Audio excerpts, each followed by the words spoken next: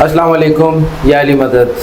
उम्मीद है आप अच्छे से होंगे और अपने ज़िंदगी के मामलात में आगे बढ़ रहे होंगे। जर्नी ऑफ फेथ जो सिलसिला लेके चल रहा है, उस सिलसिले को जितना लोग पसंद कर रहे हैं और जो लोगों के सवालात थे हमारे मुताल्लिक या जर्नी ऑफ फेथ के मुताल्लिक, वो आहिस्ता आहिस्ता उम्मीद है कि काफ़ी धुलते जा रहे हैं और एक साफ़ पिक्चर नज़र आने लगी है।